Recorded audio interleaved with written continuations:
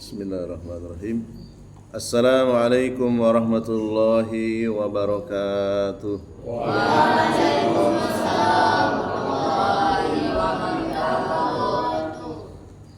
Alhamdulillahi thayyiban mubarakan fih kama yuhibbu rabbuna wa yarda. Ashhadu an la ilaha illallah wahdahu la syarikalah wa ashhadu anna Muhammadan abduhu wa rasuluh. Ya ayyuhalladzina amanu taqullaha haqqa tuqatih wa la tamutunna illa wa antum muslimun. Ya ayyuhan nasu taqu rabbakumul ladzi khalaqakum min nafsin wahidah wa khalaqa minha zawjaha wa batha minhuma rijalan katsiran wa nisaa'a wattaqullaha alladzi tasaaluna bihi wal arham innallaha kana 'alaikum raqiba. Ya ayyuhalladzina amanu taqullaha wa qulu qawlan sadida yuslih lakum a'malakum wa yaghfir lakum dhunubakum wa man yuti'illaha wa rasulahu faqad faza fawzan 'azima. Wa qala nabiyyu sallallahu alaihi wa ala alihi wasallam man yuridillahu bihi khairan yufaqihu fid din. Wa qala aidan innallaha yubghidu kulla 'alimin bid-dunya jahilin bil akhirati. Jamaah pengajian Ahad pagi PCM Pontianak Selatan, rahimani wa rahimakumullah. Alhamdulillah Allah takdirkan kita dipertemukan di majelis ilmu di Masjid Muhammadiyah Darul Hasan, rahimani wa rahimakumullah. Semoga ini adalah pertemuan yang diberkahi oleh Allah Subhanahu wa taala, dan semoga ini menjadi wasilah turunnya rahmat, dan dengan rahmat itu dosa-dosa kita yang telah berlalu dihapus semuanya, dan di masa yang akan datang kita dijaga dari perbuatan dosa dan maksiat. Dan sebenarnya pada pertemuan pertama ini adalah kelanjutan dari pertemuan-pertemuan sebelumnya, sehingga materinya materi yang sebenarnya ada sambungannya dengan materi-materi yang saya sampaikan di setiap pengajian Ahad pagi. Jadi bagi yang mungkin nanti kok materinya sepertinya ada sambungannya, tinggal dilihat saja rekaman-rekaman sebelumnya. Alhamdulillah ini saya rekam sengaja, bagi yang mau murojaah bisa flashback ke rekaman-rekaman sebelumnya. Ya, hampir di setiap Ahad pagi saya berurutan materinya. Ya. Shalawat serta salam semoga tercurah limpahkan kepada Nabi besar Nabi Muhammad SAW, kepada ahli baitnya, segenap sahabatnya, dan umatnya yang istiqomah mengikuti tata cara beragamanya sampai hari kiamat nanti. Dan pada kesempatan kali ini saya akan melanjutkan kitab yang saya terjemahkan, yaitu Hadihi Aqidatu Ahli Sunnah wal Jamaah. Terjemah Indonesianya, inilah akidahku, akidah Ahlu Sunnah wal Jamaah. Akidah yang dijadikan rujukan oleh Kiai Ahmad Dahlan rahimahullahu ta'ala. Beliau pendiri Persyarikatan Muhammadiyah. Visi utama mengajak kaum muslimin untuk berislam yang berkemajuan. Tidak semua memiliki kontribusi yang lengkap. Ya, saya bagian yang poin pertama, yaitu mengembalikan umat Islam kepada akidah Nabi Muhammad SAW, kepada akidah yang murni. Nanti teman-teman yang lain mungkin ada yang dari sisi berkemajuan dalam bidang pendidikan, dalam bidang kesehatan, dalam bidang yang lainnya, pertanian dan seterusnya, ekonomi. Ya, kita bahu-membahu saling berta'awun alal birri wat taqwa. Ya. Lanjutan dari kajian sebelumnya, yaitu beriman kepada keutamaan sahabat Nabi, ya. Fotokopiannya sayang sekali mungkin belum sempat digandakan oleh panitia, tetapi ini sudah dibagikan di grup, ya. Nanti bisa minta ke Pak Denny. Jadi sudah saya share, tinggal nanti di-share ulang kembali. Al-imanu bi fadli as-sahabati wa ali baiti, ya, beriman kepada keutamaan para sahabat Nabi dan beriman kepada keluarga Nabi. Jadi sikap Ahlus Sunnah wal Jamaah, Ahlus Sunnah wal Jamaah itu siapa?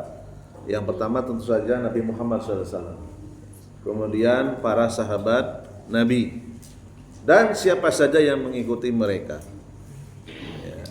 Siapa saja orang Islam yang mengikuti Nabi Muhammad sallallahu alaihi wasallam, mengikuti 4 khulafaur rasyidin, mengikuti seluruh para sahabat Nabi, itulah yang disebut dengan ahlu sunnah wal jamaah.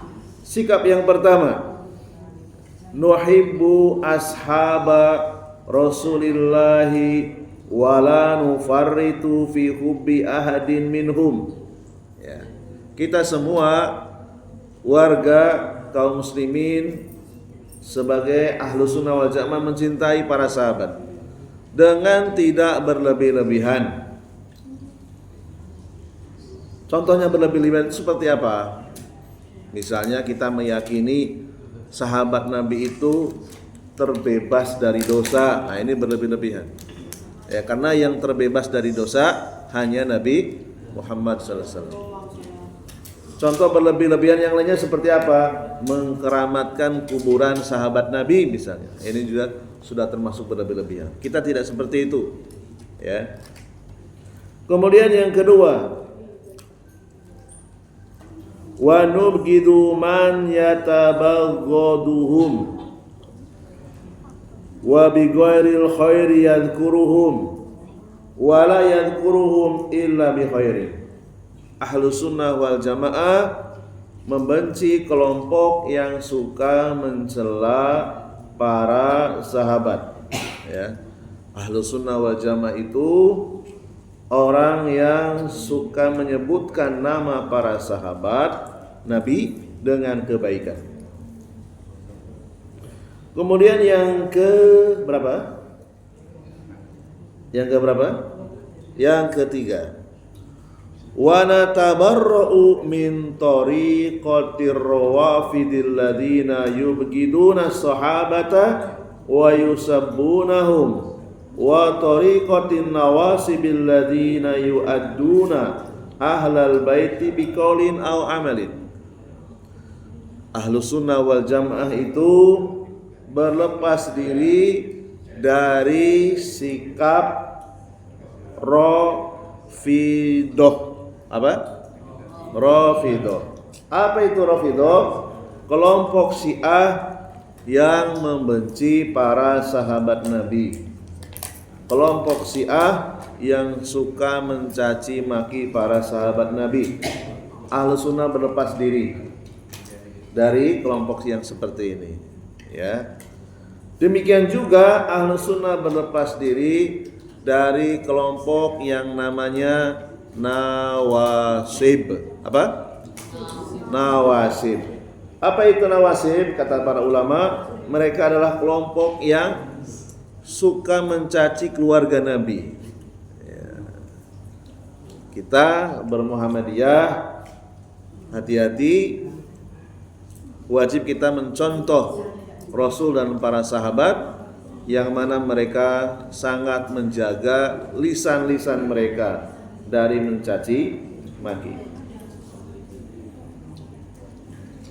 Kemudian yang keempat, wa nuhibbu as-sahabata minad dini wal imani wal ihsani wa bugduhum minal kufri wal nifaqi wat tughyan. Ahlus sunnah wal jamaah meyakini bahwa mencintai para sahabat Nabi termasuk bagian dari agama Islam, termasuk bagian dari keimanan, termasuk bagian dari ihsan. Ya. Jadi kalau kita tidak mencintai, berarti ada sebagian dari keislaman kita hilang, sebagian dari keimanan kita hancur, sebagian dari ihsan kita ada yang rusak. Ya. Ahlussunnah wal Jamaah meyakini bahwa membenci para sahabat Nabi termasuk kekafiran, kemunafikan, dan tughyan, perbuatan yang melampaui batas syariat. Kemudian yang kelima, wa nasbutu al-khilafata ba'da Rasulillah sallallahu alaihi wasallam awalan li Abi Bakrin as-Siddiq summa li Umar ibni al-Khattab summa li Utsman ibni Affan summa li Ali ibni Abi Thalib wa hum al-khulafa'ur rasyidun wal a'immatul al-mahdiyun. Ya. Ahlussunnah wal Jamaah menetapkan adanya kepemimpinan setelah wafatnya Rasulullah SAW. Pertama, insya Allah kita semua sudah hafal Khalifah Abu Bakar As-Siddiq radhiyallahu anhu. Kedua, Umar bin Khattab radhiyallahu anhu. Ketiga, Utsman bin Affan radhiyallahu anhu. Keempat, Ali bin Abi Thalib radhiyallahu anhu. Ya, mereka adalah khalifah atau bahasa Indonesianya pemimpin, ya, imam yang telah diberi petunjuk dan sudah direkomendasikan oleh Rasulullah SAW. Ya, alaikum bisunnati wa sunnati khulafa'ir rasyidin. Wajib bagi kalian kaum muslimin untuk berpegang dengan sunnahku, wa sunnati khulafa'ir rasyidin, dan sunnah khulafa'ir rasyidin. Jadi kita ini sudah diperintah oleh Rasul untuk mengikuti 4 khalifah tadi. Ya, ada rekomendasi yang langsung diucapkan oleh Rasulullah melalui hadisnya. Jadi 4 khalifah ini adalah pemimpin dan ini sesuai dengan butir kedua dari 4 butir hasil sidang pleno PP Muhammadiyah ketika membahas tentang agama Syiah yang dijelaskan oleh Profesor Dr. Yunahar Ilyas rahimahullahu taala. Ya, bisa dilihat di majalah Tabligh nomor 7/9 bulan Jumadil Awal Jumadil Akhir 1433 atau tahun 2011 yang silam. Ya. Jadi Persyarikatan Muhammadiyah juga membahas ini. Ya, untuk apa? Agar kaum muslimin terproteksi, terlindungi dari bahaya agama Syiah. Berarti kurang memperhatikan. Ya, tidak terus tinggal diam, tidak, ya. Ulama-ulama di Muhammadiyah juga memperhatikan sampai sejauh itu. Karena memang berbahaya, ya. Berbahaya. Kemudian yang keenam, wa nashhadu bil jannati li asratil ladina sammahumullahu wa basyarrahum bil jannati wa hum kama qala Rasulullah sallallahu alaihi wasallam akhrajahu at-Tirmidzi, ya. Ahlussunnah wal Jamaah menetapkan 10 orang sahabat sebagai ahli surga yang disebut dan telah diberi kabar, ya. Disebut namanya oleh Allah, diberikan kabar gembira sebagaimana yang disebutkan oleh Rasulullah. Yang pertama Abu Bakar As-Siddiq, yang kedua Umar bin Khattab, yang ketiga Utsman bin Affan, 4 Ali bin Abi Thalib, 5 Thalha bin Ubaidillah, 6 Az-Zubair bin Al-Awwam, 7 Sa'ad bin Abi Waqqas, 8 Sa'id bin Zaid, 9 Abdurrahman bin Auf, 10 Abu Ubaidah Al-Jarrah, ya. Ridwanullah alaihim ajmain, ya. Inilah 10 orang sahabat yang disebutkan oleh Rasul langsung dengan lisannya yang mulia. Abu Bakar fil jannah, Umar fil jannah, Utsman fil jannah, Ali bin Abi Thalib fil jannah, dan seterusnya sampai dengan Abu Ubaidah Al-Jarrah fil jannah, ya.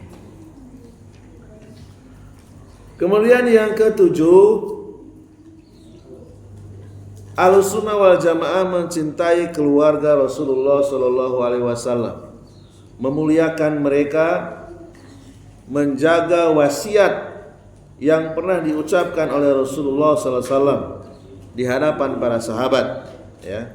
Rasulullah pernah memberikan wasiat, ana tarikun fikum saqalaini, aku tinggalkan kepada kalian 2 perkara yang berat. Awwaluhuma kitabullah, yang pertama adalah Al-Qur'an.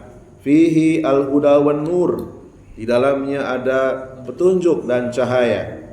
Fakhudhu bi kitabillah, berpegang teguhlah kalian dengan Al-Qur'an.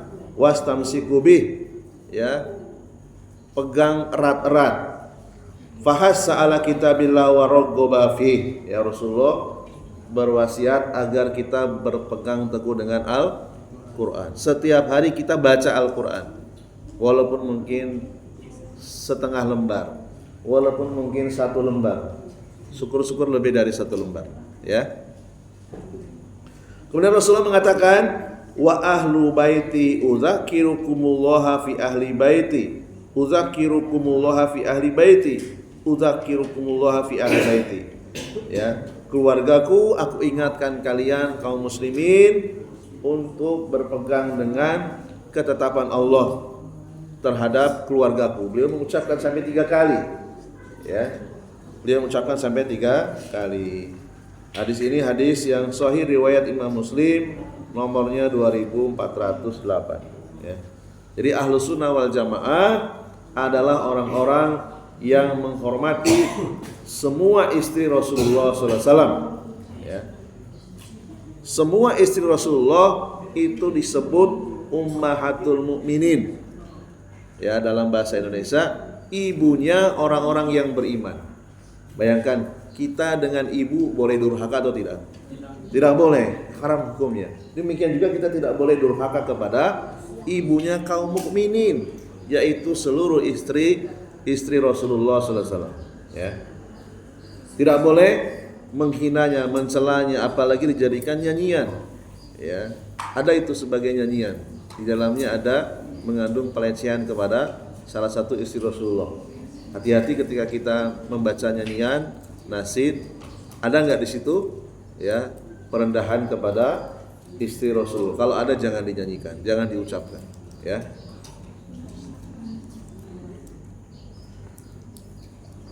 Kemudian penulis menyebutkan dari sekian istri Rasulullah SAW, istri yang paling banyak melahirkan anaknya atau keturunan Rasul siapa? Yaitu Khadijah, ya. Khadijah ini istri Nabi yang paling banyak melahirkan anak, ya. Ada anaknya Rasulullah namanya Al-Qasim, ya, sehingga Rasulullah dipanggil dengan panggilan akrab Abul Qasim, bapaknya Qasim, ya. Jadi para sahabat tuh kalau memanggil tidak langsung dengan nama KTP-nya, Muhammad, enggak, tapi dengan panggilan akrabnya, ya Abul Qasim, gitu, ya. Nah, samalah seperti kita, pasti kita punya nama-nama akrab di tengah keluarga atau di kampung atau di kompleknya, ya. Masing-masing kita pasti punya nama akrab. Orang jarang menyebut kita nama KTP-nya lengkap, ya, paling yang dipanggil nama akrabnya. Demikian juga Rasulullah sering dipanggil dengan nama akrabnya Abul Qasim, ya. Anak beliau yang kedua Zainab, kemudian berikutnya Ruqayyah, Ummu Kulsum, Fatimah, Abdullah, Ibrahim, ya. Jadi yang laki-laki itu ada 3, semuanya meninggal di waktu masih kecil. Kemudian penulis menyebutkan Aisyah Ummul Mukminin, beliau di antara sekian salah satu dari sekian istri Rasulullah sallallahu alaihi wasallam yang memiliki banyak ilmu, yang mewariskan ilmu hadis kepada para sahabat yang lainnya. Ya. Disebutkan dalam hadis yang sahih dari Abu Musa al-Ash'ari, Rasulullah sallallahu alaihi wasallam bersabda, "Kamula minar rijali katsir, walam yakmul minan nisa illa Asyatu imro'atu Fir'aun wa Maryamu bintu Imran wa inna fadla Aisyata 'alan nisa kafadli tharidi 'ala sa'iri ta'am." Banyak laki-laki yang sempurna agamanya dan tidak banyak yang sempurna dari kalangan para wanita kecuali Asyah istri Fir'aun, Maryam putri Imran, dan Aisyah. Keutamaan Aisyah dibandingkan para wanita yang lainnya kafadli tharid ala sa'iri ta'am, seperti keutamaan roti. Ya, roti pada waktu itu adalah makanan yang paling mahal, yang paling berkualitas. Ala sa'iri ta'am, seperti keutamaan roti di atas seluruh makanan. Hadis riwayat Bukhari nomor 3411 dan Imam Muslim nomor 2431. Aisyah radhiyallahu anha, beliau pernah menceritakan Rasulullah sallallahu alaihi wasallam bersabda, "Ya Aisyah, hadza Jibril yaqra'u alaiki salam." Wahai Aisyah, Jibril menyampaikan salam untukmu. Ya, bayangkan dapat salam dari malaikat. Ya. Tidak semua orang itu dapat salam dari malaikat yang paling mulia, yaitu Jibril. Kemudian Aisyah pun menjawab, "Wa alaihi assalam wa rahmatullahi wa barakatuh." Sampaikan kepadanya juga salam dan rahmat Allah serta keberkahan. Hadis riwayat Bukhari nomor 3217 dan Imam Muslim nomor 2447. Kemudian berikutnya Ahlus Sunnah wal Jamaah meyakini bahwa orang-orang yang mencaci maki istri Nabi, terutama Aisyah radhiyallahu anha, dia telah kafir kepada Allah. Ya, sebab sama saja dia telah mendustakan Allah. Sementara Allah sudah mensucikan ya nama baik Aisyah radhiyallahu anha. Disebutkan dalam surat An-Nur ayat yang ke-11 ya. Terjemahnya supaya ringkas, sesungguhnya orang-orang yang membawa berita bohong, yaitu berita bohong yang menyebutkan Aisyah radhiyallahu anha melakukan perbuatan keji, adalah dari golongan kamu juga. Janganlah kamu kira bahwa berita bohong itu buruk bagi kamu, bahkan ia adalah baik bagi kamu. Tiap-tiap seseorang dari mereka mendapatkan balasan dari dosa yang dikerjakannya, dan siapa di antara mereka yang mengambil bagian terbesar dalam penyiaran berita bohong itu, baginya azab yang besar. Ini adalah surat An-Nur ayat yang ke-11, ayat khusus berbicara tentang Aisyah radhiyallahu anha untuk membersihkan beliau dari tuduhan-tuduhan bohong. Ya. Barang siapa yang mencaci maki Aisyah, maka dia telah kufur, telah kafir. Sama saja menentang surat An-Nur ayat yang ke-11. Kemudian berikutnya, Ahlussunnah wal Jamaah meyakini siapa saja yang mengomentari para sahabat, istri-istri Rasulullah dan keluarga Rasul dengan komentar yang baik, tidak menyebut mereka dengan ucapan kotor, maka terbebas dari kemunafikan. Ya. Allah SWT mengatakan dalam surat Al-Ahzab ayat yang ke-33, "Innama yuridullahu liyudhiba ankumur rizza ahlal bait wa yutahhirakum tathira." Ya. Sesungguhnya Allah bermaksud hendak menghilangkan dosa dari kamu, wahai keluarga Nabi, dan membersihkan kamu sebersih-bersihnya. Ya.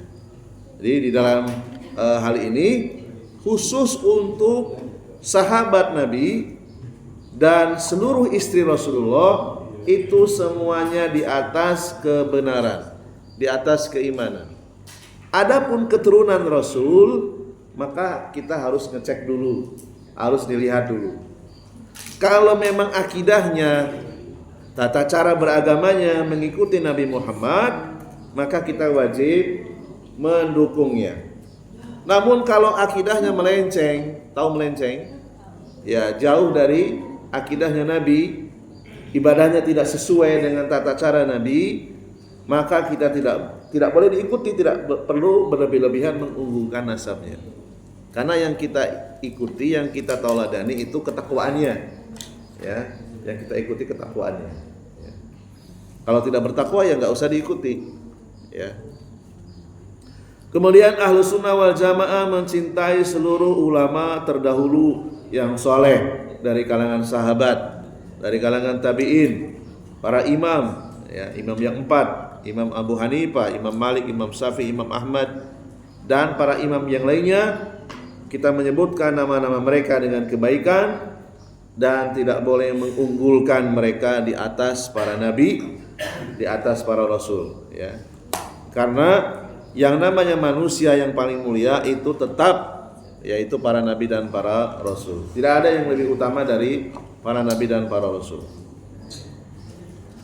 Kemudian Ahlus Sunnah wal Jamaah percaya di antara orang-orang soleh ada yang memiliki keistimewaan atau yang dikenal dengan karomah, ya.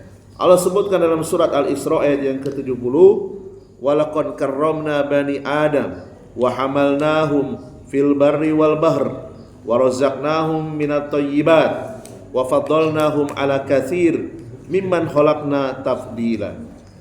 Sesungguhnya telah kami muliakan, sesungguhnya kami berikan karomah kepada anak-anak Adam.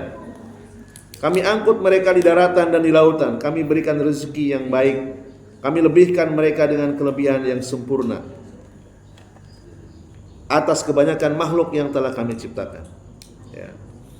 Jadi maksud dari karomah di sini di dalam surat Al-Isra ayat yang ke-70, karomah yang dimaksud adalah kemuliaan, ya, kelebihan yang Allah berikan, ya. Umpamanya Allah berikan kelebihan postur tubuh yang harmonis, ya, yang seimbang, tidak cacat. Ini bentuk karomah, ya.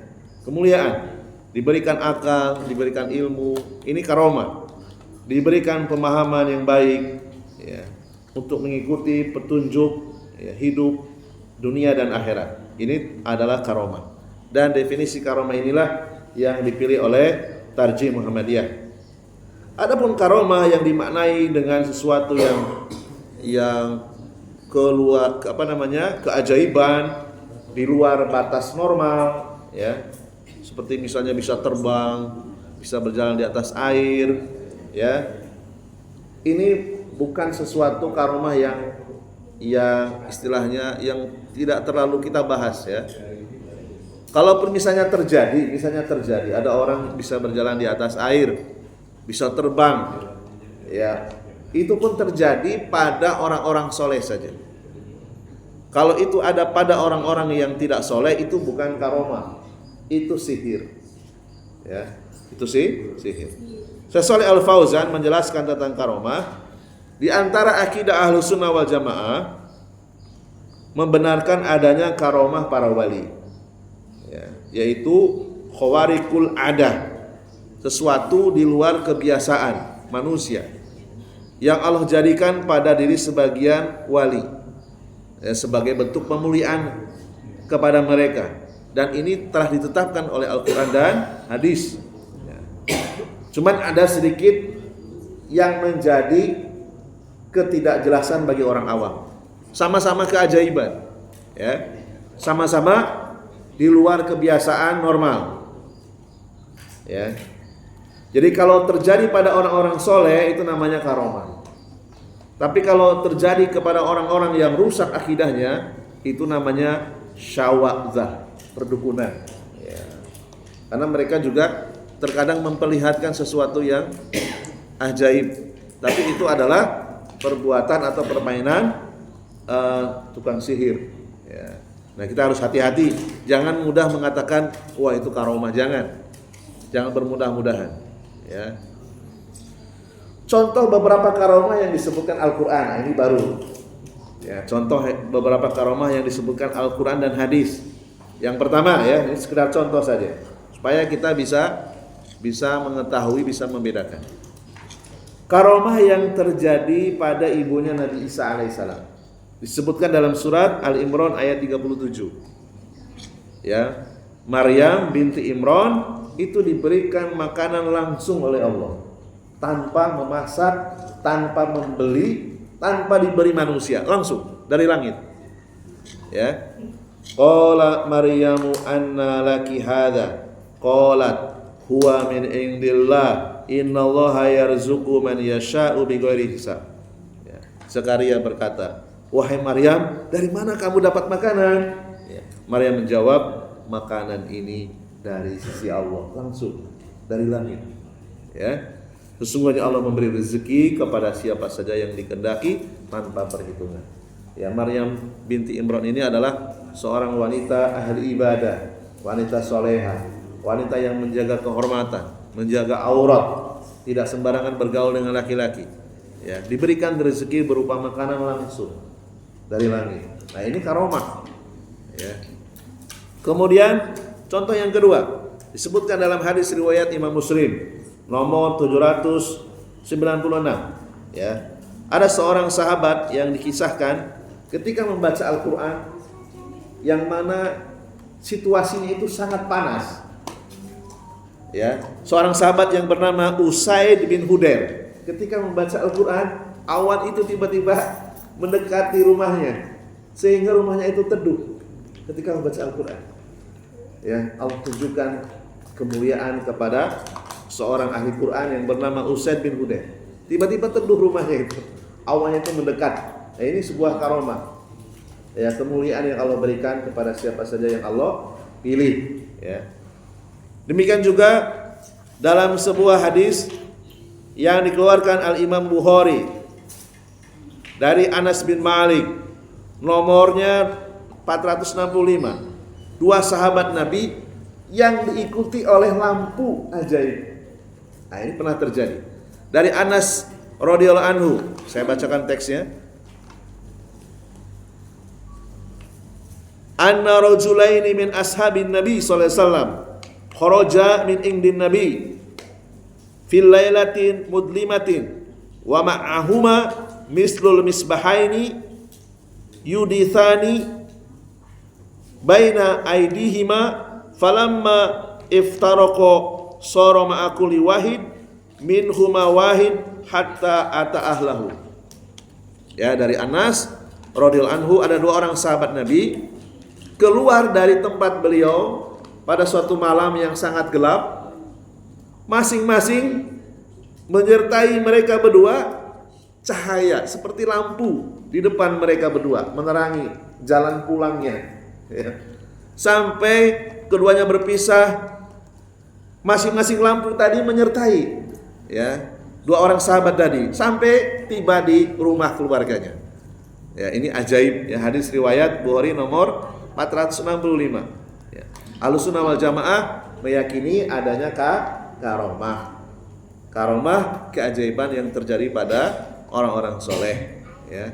Dan harus valid riwayatnya. Ya, kabar beritanya harus valid. Jangan dari kabar berita yang tidak jelas sumbernya. Itu nggak boleh. Ya. Karena banyak orang-orang yang mengambil cerita dari kisah-kisah yang dusta atau hoax, kemudian ditambah dengan cerita-cerita yang berlebihan. Kemudian Ahlussunnah wal Jamaah mempercayai riwayat-riwayat hadis dari orang-orang soleh, dari orang-orang yang adil, orang-orang yang jujur, baik dari kalangan keluarga Nabi ataupun dari kalangan selain keluarga Nabi. Ya. Bedanya dengan Syiah Rafidhah, mereka mengambil hanya dari keluarga Nabi saja. Selain dari keluarga Nabi mereka tolak. Ya. Kemudian perlu kita pahami, mungkin di antara kita ada yang belum paham. Kok kenapa kok disebut Rafidhah gitu ya? Sepenting apa disebut Rafidhah? Ya, kok sampai Persyarikatan Muhammadiyah sampai melakukan rapat pleno untuk membahas Syiah ini. Kenapa? Ya, berarti kita harus tahu, ya, supaya kita bisa membentengi diri kita dan keluarga kita. Jadi asal muasal kata Rafidhah itu berasal dari kata rafadha. Rafadha itu artinya menolak. Ya, kalau orangnya rafidhatun, ya. Sama seperti menulis kataba. Orangnya katibun, katibatun, sama. Ya. Jadi di dalam kitab Syarah Usuli Sunnah lil Imami Ahmad bin Hanbal yang ditulis oleh Syekh Abdul Aziz Ar-Razihi pada halaman yang ke-6, ada seorang keturunan Rasul, keturunan Nabi Muhammad yang bernama Zaid, anaknya Ali, anaknya Al-Husain, anaknya Ali bin Abi Thalib, ya, atau anaknya Fatimah binti Rasulullah Muhammad SAW. Ya. Zaid ini ditanya oleh sekelompok manusia yang disebut oleh para ulama Khosyabiyah, wahai Zaid, bagaimana sikapmu terhadap Abu Bakar dan Umar? Ya. Lalu kemudian Zaid menjawab, Abu Bakar dan Umar itu adalah orang kepercayaan kakekku, yaitu orang kepercayaan Rasulullah SAW. Nah, orang-orang Khosyabiyah ini tidak terima, ya, menolak. Mereka menginginkan Abu Bakar dan Umar itu dicela, bukan dipuji. Lalu kemudian Zaid memuji keduanya, ya, bukan malah mencela, ya, memuji. Ini yang ditolak oleh kelompok Khosyabiyah. Sejak itulah mereka disebut kelompok Rafidhah. Jadi Rafidhah berasal dari kata rafadha, menolak ucapan Zaid yang memuji Abu Bakar dan Umar. Ya. Kemudian para ulama menjelaskan dengan rinci 3 penyimpangan atau 3 kesesatan Syiah Rafidhah yang wajib kita ketahui. Walaupun mungkin masih anak-anak, gak apa-apa. Suatu saat rekaman itu akan berfungsi, akan bermanfaat ketika kita berhadapan dengan kelompok Syiah Rafidhah, agar kita bisa membentengi diri. Yang pertama, mereka itu sampai ada yang menyembah keluarga Nabi, ya, menyembah Ali, menyembah Husain, menyembah Fatimah, menyembah Hasan, ya. Datang ke kuburannya, ya Ali madadni, madadni, ya Husain, ya Fatimah madadni, madadni, gitu ya. Maknanya adalah tolonglah saya, gitu. Jadi meminta tolong kepada orang yang telah wafat ini termasuk syirik akbar, syirik besar. Di antara kelompok Syiah Rafidhah ada yang sampai seperti itu. Ya. Kemudian penyimpangan yang kedua, kelompok Syiah Rafidhah mereka berani mengatakan Al-Quran yang kita baca setiap hari itu Al-Quran yang cacat, ya, yang tidak terjaga. Bahkan mengatakan tinggal sepertiga, ya. 2/3 Al-Quran itu sudah hilang. Ini menurut Syiah Rafidhah. Bahkan Syiah Rafidhah mengatakan kami punya kitab suci sendiri, namanya Mushaf Fatimah, ya. Maka ini adalah bentuk pernyataan Syiah Rafidhah yang berlawanan dengan surat Al-Hijr ayat yang ke-9. Allah mengatakan dalam surat Al-Hijr ayat yang ke-9, kamilah yang menurunkan Al-Quran dan kami yang menjaganya. Allah yang menjamin Al-Quran itu terjaga, gak mungkin berkurang walaupun 1 huruf, apalagi 2/3. Walaupun 1 harokat, Al-Quran itu gak mungkin berkurang. Tetapi Syiah Rafidhah mereka mengaku, mereka mengatakan Al-Quran yang sekarang itu sudah berkurang berapa? 2/3-nya hilang. Nah, berarti berlawanan dengan surat Al-Hijr ayat yang ke-9, ya. Jadi mereka tidak percaya Allah itu yang menjaganya. Kalau sudah tidak percaya dengan Allah berarti apa? Mendustakan Allah. Siapa yang mendustakan Allah maka dia kafir. Gak boleh kita mendustakan Allah. Kita harus yakin semua yang dikatakan oleh Allah dalam Al-Quran pasti benar. Syiah itu tidak percaya, ya. Kemudian yang ketiga, Syiah Rafidhah punya kebiasaan suka mencaci maki para sahabat, ya. Padahal Allah memuji-muji para sahabat. Bahkan Allah telah menjanjikan surga untuk seluruh para sahabat Nabi. Mau bukti? Bisa dilihat dalam surat An-Nisa ayat 95. Ya.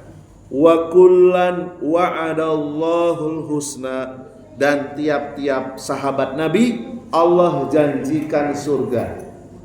Para sahabat Nabi sudah dijanjikan surga. Bagaimana mungkin kita caci maki? Ahli surga enggak pantas dicela, ya. Allah sebutkan lagi dalam surat Al-Fat ayat 29. Wa'adallahu alladhina amanu wa amilus shalihat minhum magfiratan wa ajran adima. Allah telah berjanji kepada orang-orang yang beriman pertama kali setelah Nabi. Siapa? Para sahabat. Mereka adalah orang-orang yang mengerjakan amal soleh. Allah janjikan ampunan dan pahala yang sangat besar.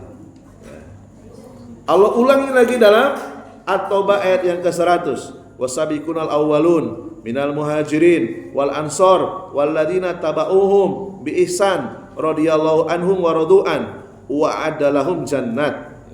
Para sahabat dari kalangan muhajirin dan ansor dan yang mengikuti mereka dengan jujur, Allah ridho kepada mereka dan mereka pun ridho kepada Allah, dan Allah telah menyiapkan untuk mereka surga. Ya. Kemudian diulang lagi dalam surat yang lain, Al-Fat ayat 18, ya. Laqad radhiyallahu 'anil mu'minin id yubayyi'unaka tahta syajarah. Allah telah ridho kepada para sahabat yang pernah berjanji setia membela kepada Rasulullah di bawah pohon.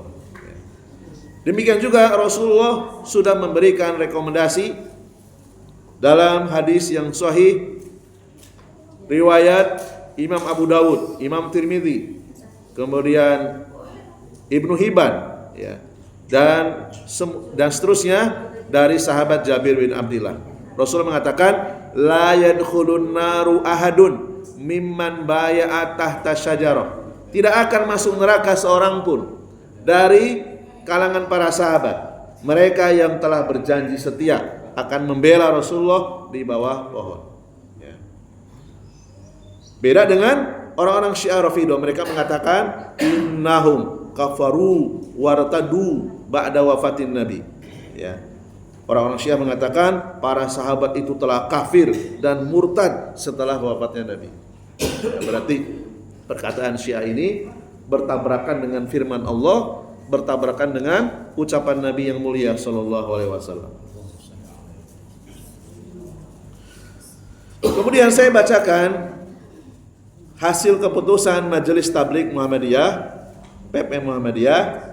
Ada 4 butir, ya, hasil sidang pleno PP Muhammadiyah yang terkait dengan agama Syiah yang telah disampaikan oleh Profesor Dr. Yunahar Ilyas, ya, pada tahun 1433 atau 2011 yang lalu. Yang pertama, Muhammadiyah meyakini bahwa Nabi Muhammad SAW maksum, terbebas dari dosa. Ya. Muhammadiyah menolak, tidak terima dengan konsep kesucian imam-imam di dalam agama Syiah. Jadi orang Syiah itu mereka punya keyakinan imam-imamnya itu terbebas dari dosa. Nah, ini enggak benar. Ahlussunnah wal Jamaah meyakini yang terbebas dari dosa hanya Nabi Muhammad. Selain Nabi Muhammad itu punya dosa, walaupun kadarnya berbeda-beda. Yang paling sedikit para sahabat, dosanya sangat sedikit sekali, ya, sehingga mereka sampai dijamin masuk surga. Kemudian butir yang kedua, Muhammadiyah meyakini bahwa 4 khalifah setelah beliau yang berdasarkan hasil musyawarah kaum muslimin, kekhalifahan Abu Bakar, Umar, Utsman, Ali itu sah. Ini yang mengucapkan siapa? Sidang pleno PP Muhammadiyah. Oleh sebab itu Muhammadiyah tidak sejalan dengan akidahnya Syiah Rafidhah yang hanya mengakui Ali saja. Abu Bakar, Umar, Utsman tidak diakui, ya, sebagai khalifah. Kemudian butir yang ketiga, Muhammadiyah menghormati Ali bin Abi Thalib sebagaimana menghormati para sahabat Nabi yang lainnya. Tidak mengkultuskan salah seorang pun dari mereka. Tidak pernah mengkultuskan Ali dan keturunannya. Dan yang keempat, hasil sidang pleno Muhammadiyah tahun 2011, Syiah hanya mengakui dan menerima hadis dari jalur keluarga Nabi. Ya. Sementara Muhammadiyah menerima seluruh hadis baik dari keluarga Nabi maupun dari selain keluarga Nabi. Ya. Selama hadis itu makbulah diterima. Selama periwayat dan sanadnya sahih diterima. Ya. Kemudian ditegaskan dalam himpunan putusan tarjih Muhammadiyah, akidah Muhammadiyah mengikuti manhaj Ahlus Sunnah wal Jamaah, atau dengan istilah Al-Firqah An-Najiyah Minas Salaf, ya, golongan yang terjamin keselamatannya dari kalangan salaf, atau As-Sabiqun Al-Awwalun, ya. Ini adalah hasil sidang pleno tahun 2014 yang dijelaskan oleh Profesor Dr. Yunar Ilyas, juga diterbitkan dalam majalah Tabligh nomor 7, ya, bulan Jumadil Awal Jumadil Akhir 1433, ya. Barangkali ini saja dulu yang bisa saya sampaikan. Mungkin ada diskusi atau pertanyaan yang bisa saya jawab. Kalau saya tidak bisa jawab, nanti saya belajar lagi, ya, atau saya tanya kepada yang lebih ahli. Mungkin itu saja dulu yang bisa kita sampaikan.